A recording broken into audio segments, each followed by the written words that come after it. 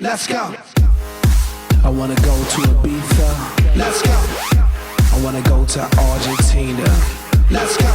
Yeah, I wanna go and dance. I wanna dance in Paris, France. Let's go. I wanna go around the world. Let's go. And party with the girls. Let's go. And when I get there, Oh, come on! We are with Frankie Gavin in the TKO gym in London. Frankie, how are you getting on in London, first of all? It's going really well, to be fair. I'm enjoying it. It's just done 9 round sparring there. Billy Joe, Michael Lomax, so I can't ask for no better southpaw sparring really. Yeah. And we'll talk about your fight later, but is the guy fighting, is he a southpaw or? He's a big tall southpaw. Yeah. He's about 6 foot. Okay. Dangly, long, never been stopped. Won a few titles, won about 3 titles. Yeah. And reigning French champion, so it's good. Well, what I thought we'd do in this interview is look a bit more at your overall career, because pretty much we've been following you for a long time now, and it's always we're always talking about the fight you've got coming up or what exactly is happening. But I thought we'd take a little look back on your career, in case most people are well aware of you, but not everyone knows your pedigree beforehand. What's your first ever memory of boxing? I just go to the gym really my next door neighbour and just sparring that day. Me and some kids supposed to be like, he had a reputation around the area of being tough, and I didn't know him. Yeah. And then I had a spar with him, and then I done well, and then when I found out it was him, I was like shocked that I'd done so well with him. Yeah. And I just liked it from then really. So where was that? In Heartland Amateur Boxing Club, but I was at the Murfield in Birmingham with my uncle Billy Smith. So was that was that your first club? Did you stay there for a while or? About 2 years I stayed there, and then I went to Small Leaf. From Small Leaf I was always with Tom Cheney, the guy who then took me to Hall Green. I was with him for like the last 8-9 years of my amateur career. So is that most of your senior career, was that at Hall Green or all of it? Yeah, all my junior career was as well. Yeah. And you've a very illustrious amateur career. Take us through the steps before you went the world championships and the Olympic qualification. What exactly were you on? I was like schoolboy, junior, schoolboy in ABC, a couple of senior ABA titles.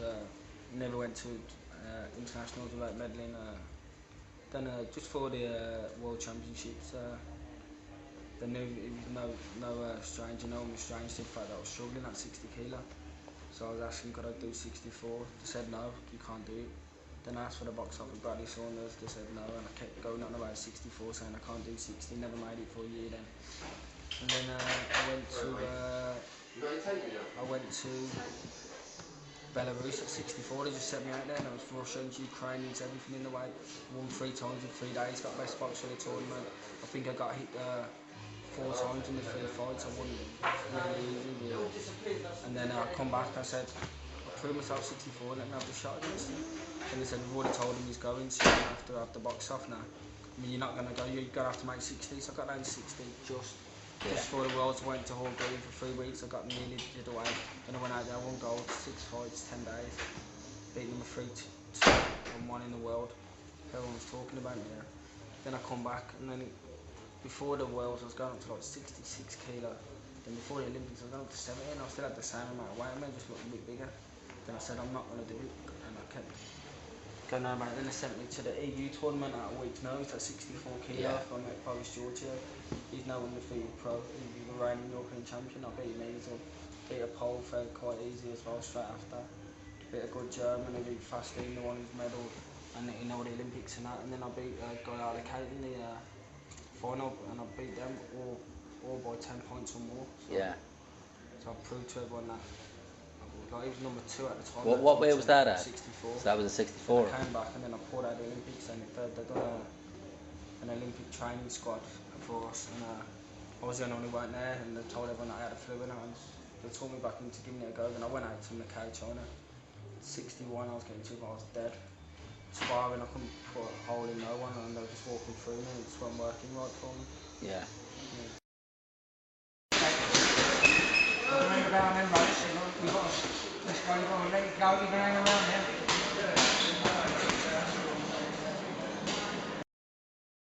There.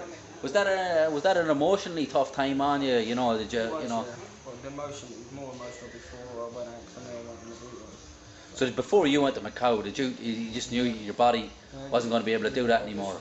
Yeah, and then I started to really hate the sport for a bit, and I started going to my mates for a bit.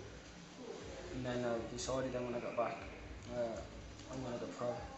So was that the low point of your amateur career? Was that the low point of your career full stop so far? Yeah. And if that was your low point, what was your high point? What was the high point? Was that the World Championships? World Championships, yeah. As an amateur, probably the World Commonwealths were good though, because yeah. I had a lot of media from that. Yeah. So that was really your breakthrough into the mainstream media. Yeah. People really started outside of the boxing media. The general media started taking notice of you after the Commonwealths. Is that right? Yeah, definitely. Yeah. A lot of people do. And there's always funny stories coming out of the trips away for all amateurs that are international trips. Have you got any? What's your funny moments from your amateur career? Been on a few. Some I can't talk about. Like some of it. Just nights out really with the lads afterwards. Not like drinking, just going places. I had some good. I went to Belarus with me, Stephen Smith, and a guy called Nigel Davis from Wales. And when we went out there, all our kits had gone. And, all your kit had gone? Yeah, none of it was there. Yeah. So the first day, boxing was lost at the airport. So the first day we got there, and then I was going to do 60, that was the belly, and Steve was going to do 57, but Steve was like not big enough for 60 to be fair. I could have done 64, so I struggled anyway. So I had no gear, so then I was training in my boxers and socks for 2 days on the landing of the hotel. Yeah. And they deported stay out because he was like too small for 60. And I was at 64 and I could do it easy because I only just gone between that moving up to it. So I was training in my boxers and shorts. Then on the day of the weigh, Stephen Smith's kit turned up on my never, so I had to wear small boots, small shorts, small kit, and I boxed for 2 days and just do stuff. That was like one of the good. That's probably my favourite tournament, mate. Yeah. A good laugh there, So did Steve medal out of that one as well, or? He didn't go. He didn't box, did he? Because he had no gear to make. He had no gear. No clothes at all until the day of the tournament, till the day of the first fight. So till after the weigh-in, so we had to use it to train. Yeah. There was no gloves or nothing. We had nothing. We were doing shadow boxing, running up and down landings in our boxers and socks. Were you not able to get any gear out there or anything like that? So there were some people after box gloves and that, but you don't really. The different countries you don't really want to. Yeah. Well, you didn't trust what they were giving you, or what? You just felt cheeky asking. Yeah. And then the day of, just as I made the weight, I was Steve Smith's gear turned up, so it was good because he's only half a size smaller than me in shoes or something. So just curl your toes up and get on with it. Got in the boys kit for 2 days and then my kit finally turned up.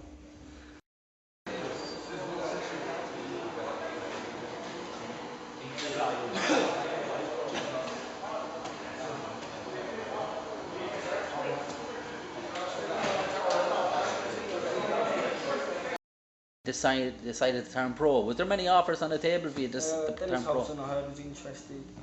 Really, anyone in Britain would have been interested really if I would have got into it. I was reigning world amateur champion and lost for 3 years. Won all my last amateur fights. Everything was going well for me. So I think I could have went with anyone. The kid who I beat in the worlds won gold. One of the lads won a bronze. 2 of the lads got the quarters. So really, I had the pedigree. I think all the other amateurs lost in the last few years. I didn't lose since 2005, 2006, and still haven't lost since then. Now, it's quite a big round, really. So what was your last loss? Who was your last? His name was Alexander Klutsko. Yeah. I think Stalker beat him, but he was a bit dodgy to be fair. Everyone thought I won it in Turkey. I mean in Bulgaria, but I beat Selchuk the day before the Turk and got him disqualified because he found a spit on me elbow, me kidney. Yeah. That's a fight you talk about quite a lot. Actually, that fight is that one of the best fights you've had as an amateur, or one of the most memorable ones anyway. The most memorable. He went mad in there. They hit the referee. So that was in Turkey as well, was it? In Bulgaria. In Bulgaria, right. He hit the referee, spat the referee, smashed the whole changing room up. It was like back then it weren't that funny. It was quite scary. Now for me it was funny. Yeah. I remember walking into McDonald's and seeing him in there the day after. I thought, here we go. Then I seen Tony Bellew and Jamie Cox walking behind me, so I was quite happy then. Because I know you kept an eye on his pro career as well. He's doing well, isn't he? I think 24 now. WBC Manchester #1.